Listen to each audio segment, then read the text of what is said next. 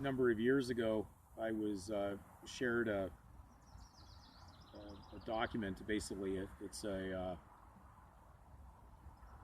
act that was gone through the Canadian Parliament. It kind of fully explains issues that most people would not realize, but these birth certificates.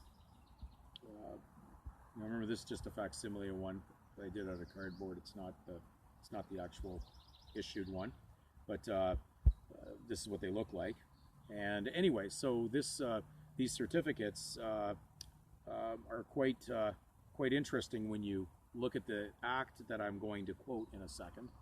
But we have to realize when we say I'm a Christian, well, that means you belong to Christ. That's why it's important. I know many people are going to split hairs on Yeshua and other terminologies or other ways of saying what they believe to be how you should properly enunciate what we would know as Jesus Christ. But we know the Bible has many biblical names that are written either from the Old Testament from Hebrew into English translated, and we know that we're not really saying those names properly in English as they would be said in Hebrew. We're not speaking Hebrew, and the same thing when we're talking about the Christian Greek scriptures or the New Covenant scriptures that we would call the New Testament.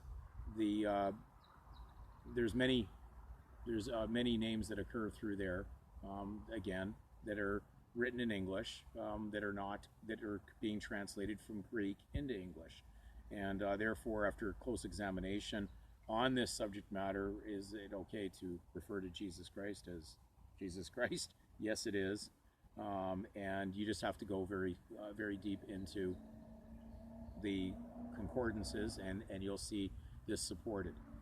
But there's many that are splitting hairs on this, but the problem is they're not splitting hairs on the legal position they're in. They're still quite content to be trespassing for private gain on Caesar's legal title and complaining about it. That they're not getting their way now, and things are starting to backfire, and pressure is turning up on them, and they're going, how can this happen to us? So certainly there's not a balance there.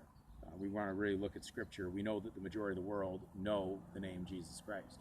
So, and it stands for, of course, those that belong to Christ, Christians. So the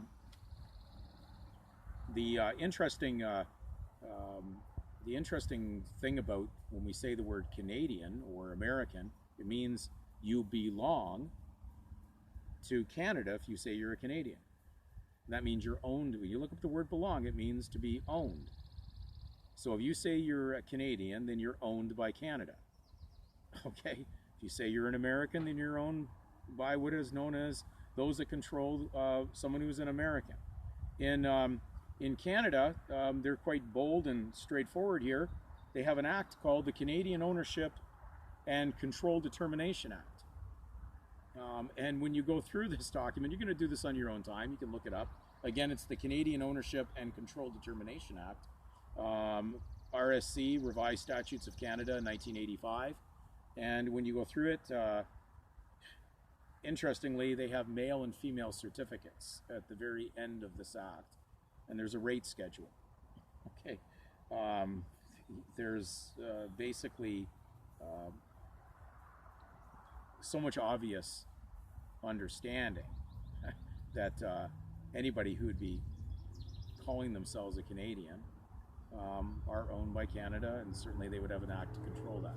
So if you think that you are that, then you're unfortunately going to have a very sad position, because I've heard many Christians say that they're Canadians. In fact, I've even heard people say that because they're trying to interpret Romans 13 incorrectly, they'll say that they're Canadians first and Christians second because they have to be subject to Caesar.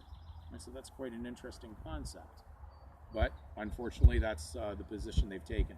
So if you call yourselves a Canadian, then you're owned by Canada. Very simple.